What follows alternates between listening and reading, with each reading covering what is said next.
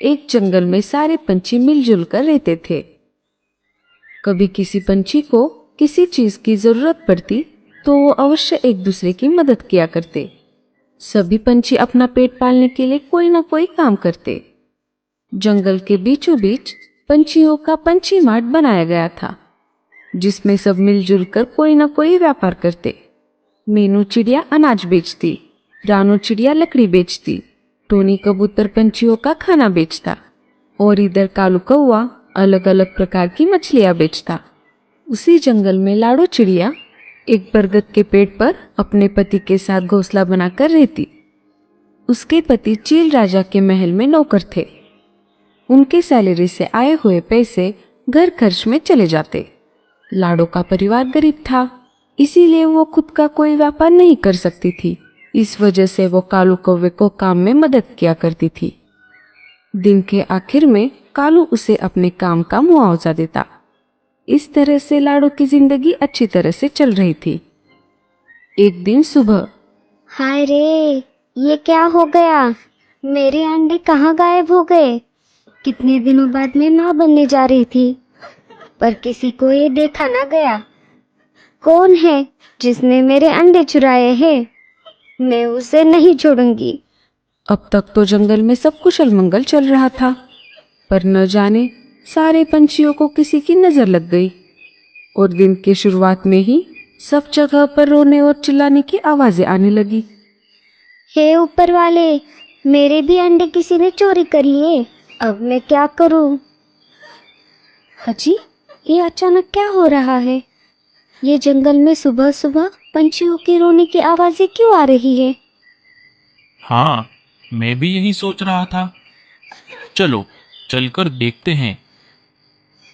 लाडो और बल्लू चिड़ा रानू चिड़िया के पास आ जाते हैं। वो देखते हैं तो वो जोर जोर से रो रही थी। अरे रानू, क्या हो गया? तुम रो क्यों रही हो? तुम्हें क्या बताऊं लाडो, मैंने कल 2 अंडे दिए थे, इसीलिए मैं बहुत खुश थी। मैं उसका बहुत अच्छे से ख्याल भी रखती थी, पर जैसे ही मैंने सुबह उठकर देखा, तब मेरे अंडे गायब हो गए थे। अब मैं क्या करूं? मुझे कुछ भी समझ नहीं आ रहा। उन सब की बातें मीनू मौसी ऊपर से सुन रही थी। वो उनके पास आ जाती है। बाकी आसपास के पंछी भी रानू चिड़िया के घोंसले के पास आ जाते हैं। अरे रे, बेचारे के साथ तो बहुत बुरा हुआ। अच्छा है, मैं तो अकेले रहती हूँ। मुझे तो इन सब चीजों की कोई झंझट ही नहीं है। अकेले रहो और मस्त अच्छे से जिंदगी जियो। अरे मीनू मौसी, ये आप क्या कह रही हो? एक तो रानो चिड़िया पर संकट आन पड़ा है और ऊपर से तुम उसे चिढ़ा रही हो। जरा वक्त की समझ रखा करो। हाँ हाँ, चुप हो जाती हूँ। मेरा क्या, मुझे मेरे काम है। तुम जैसे मैंने काम पर नौकर नहीं रखे, जो मेरा काम आसान कर दे। मीनू मौसी, आप भी ना। हाँ हाँ, जा रही हूँ। रानो चिड़िया, तुम रो मत। बाजार जाते जाते मैं तुम्हारी फरियाद राजा जी के पास कर दूंगा। वो जरूर इसका हल ढूंढ निकालेंगे। हाँ हाँ कालू, ये अच्छी बात है। चलो, मैं भी तुम्हारे साथ चलता हूँ। सारे अपने अपने कामों के लिए निकल पड़ते हैं। रात हो जाती है। हर दिन की तरह सारे थक हार कर अपने अपने घोंसले में सोने की तैयारी कर रहे थे। हर रोज तो सब शांति से सो जाते थे, पर आज जंगल में कुछ अजीब सा सन्नाटा छाया हुआ था। सारे पंछी सो गए।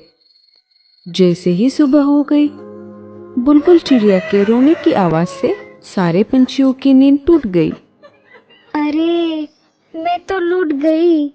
मेरे भी अंडे किसी ने चुरा लिए। मैं तो बर्बाद हो गई। सारे पंछी बुलबुल चिड़िया के घोंसले के पास आ गए। कल तो सब रानू चिड़िया को सहानुभूति दे रहे थे, पर आज सबके होश उड़ गए थे। वो ये सब देखकर डर भी गए थे, क्योंकि उनको पता था कि किसी न किसी दिन अगली बारी उनकी भी हो सकती है। अरे बावले, चलो हम राजा जी के पास चलते हैं। ये बात भी राजा जी के पास पहुंच गई। हमारे जंगल में ऐसा कौन कर सकता है? जो भी उसे ढूंढ लेगा उसे इनाम के तौर पर बड़े पेड़ पर रहने को घोंसला दिया जाएगा। राजा जी ने तो ऐलान कर दिया, पर इधर लाडो चिड़िया तो बहुत परेशान हो गई थी, क्योंकि कुछ ही दिनों में वो भी अंडे देने वाली थी। अरे लाडो, तुम चिंता मत करो, मैं हूं ना तुम्हारे साथ। अंडे देने में और 2-3 दिन है, तब तक हम सब मिलकर उस अंडा चोर को ढूंढ लेंगे। चलो, अब मैं काम पर चलता हूँ। तुम आज जल्दी घर आना। ठीक है।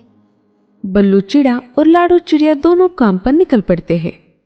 रोज की तरह लाडो चिड़िया कालू कौवे को मछलियां बेचने में मदद करती है। सब अपने अपने ठेले पर अपनी अपनी चीजें बेच रहे थे। तभी वहां पर एक बड़ा गिद्ध बहुत सारे अंडे लेकर आता है।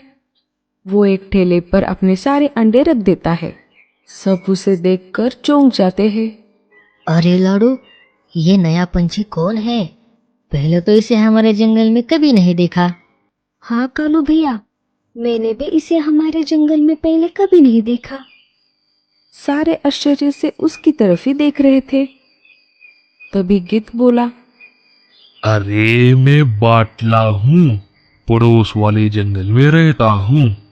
मैंने सुना है कि इस जंगल में पंछियों ने मिलकर बहुत बड़ा बाजार शुरू किया है, तो मैंने सोचा कि चलो अपना काम भी यहाँ पर शुरू किया जाए।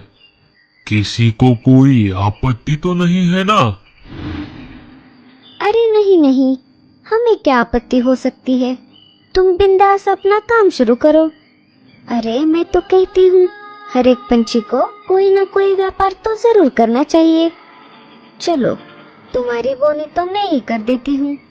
मुझे एक अच्छा सा अंडा दे दो। अरे मीनू मौसी, ये आप क्या कह रही हैं?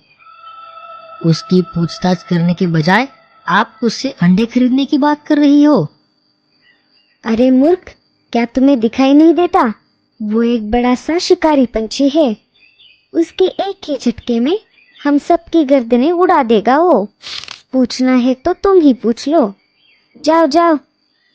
मीनू बड़े गिद्ध से एक अंडा ले लेती है। रात के समय अरे उस गिद्ध की वजह से खामखा ये अंडा मेरे गले में पड़ गया। अब इसे संभालने में मेरी कमर ही टूट जाएगी। इधर लाडो चिड़िया 2 अंडे दे देती है। बल्लू और लाडो चिड़िया बहुत खुश थे।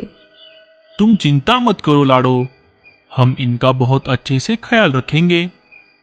आधी रात में वही गिद्ध अंडे की खुशबू सूंघकर जंगल में आ जाता है। हाँ, मुझे यही कहीं से बहुत सारे अंडों की खुशबू आ रही है। लगता है कल मेरा व्यापार बहुत अच्छे से होगा। चलो, मैं अपना काम कर लेता हूँ। दूसरे दिन सुबह लाडो के दोनों अंडे गायब हो चुके थे। फिर भी लाडो चिड़िया और बल्लू चिड़िया शांत खड़े थे। तभी वहां पर कालू कौवा आ जाता है। अरे लाडो, क्या तुम्हारे भी अंडे चोरी हो गए हैं? हाँ कालू भैया। चलो, मैं राजा जी के पास शिकायत दर्ज करके आता हूँ। उसकी कोई जरूरत नहीं है कालू भैया। आप बस राजा जी और उनके सिपाहियों को लेकर पंछियों के बाजार में आइए। हम वहीं पर आपका इंतजार करेंगे। ठीक है। कालू कौवा राजा जी के पास चला जाता है। लाडो और बल्लू चिड़ा बाजार की तरफ चल पड़ते हैं। जैसा कि लाडो ने सोचा था, बड़ा गिद्ध पहले से ही अपने ठेले पर आकर अंडे बेच रहा था। अंडे ले लो अंडे, अंडे गर्मा गर्म, अंडे गर्मा गर्म, ताजे ताजे अंडे ले लो, अंडे गर्मा गर्म, अंडे गर्मा गर्म। ले लो भाइयों ले लो, बहनों ले लो, बच्चों ले लो, अंडे गर्मा गर्म, अंडे गर्मा गर्म। कालू कौवा राजा जी को लेकर बाजार में आ जाता है। क्या हुआ लाडो, तुमने इतनी जल्दी में हमें यहाँ पर क्यों बुलाया? राजा जी, काम ही कुछ ऐसा है। अच्छा हुआ आप सिपाहियों को साथ लेकर ही आए हैं। जिस अंडा चोर को हम सब ढूंढ रहे हैं, वो यही गिद्ध है। क्या क्या यह सच है? अरे ये तुम क्या कह रही हो? और तुम्हारे पास इसका क्या सबूत है कि मैं ही अंडा चोर हूँ? राजा जी, ये रहा सबूत। मैंने हमारे अंडों को कलर लगवाया था ताकि हम हमारे अंडों को पहचान सके। और ये रहे हमारे कलर किए हुए अंडे। अरे ये मैंने कैसे नहीं देखा।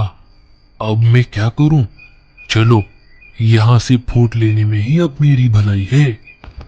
बड़ा गिद्ध भागने की कोशिश करता है, परंतु राजा के सिपाही उसे पकड़ लेते हैं। लाडो, तुम्हारा बहुत बहुत शुक्रिया। तुम्हारे चालाकी की वजह से हम इस चोर को पकड़ पाए और तुमने इसमें अपने अंडों की जोखिम भी उठाई। जैसे कि मैंने कहा था, बख्शिश के तौर पर मैं तुम्हें बड़े पेड़ पर घोंसला बनाकर देने की घोषणा करता हूँ। और रहा सवाल इस गिद्ध का, मैं इसे सजा के तौर पर इस जंगल से बेदखल करता हूँ। कालू सारे अंडों को अपने अपने माता पिता को बांट देता है। अरे, ये किसका अंडा है? जिसका है वो उसे आकर ले जाए। 2-3 दिन मीनू मौसी ने बहुत राह देखी, परंतु उस अंडे को लेने के लिए कोई नहीं आया। एक दिन उस अंडे में से कौवे का बच्चा बाहर आ गया। Mummy, mummy. अरे, ये क्या हो गया? अंडे से बच्चा निकला भी तो कौवे का। अब इसे सारी जिंदगी मुझे ऐसे ही संभालना होगा। तो दोस्तों, हमारी कहानी यही खत्म होती है। अगर ये कहानी आपको अच्छी लगे तो इस कहानी को लाइक ज़रूर कीजिए। अगर आपके पास कोई कहानी है तो हमको ज़रूर भेजें। हम उसे हमारे रूप में दिखाने की ज़रूर कोशिश करेंगे।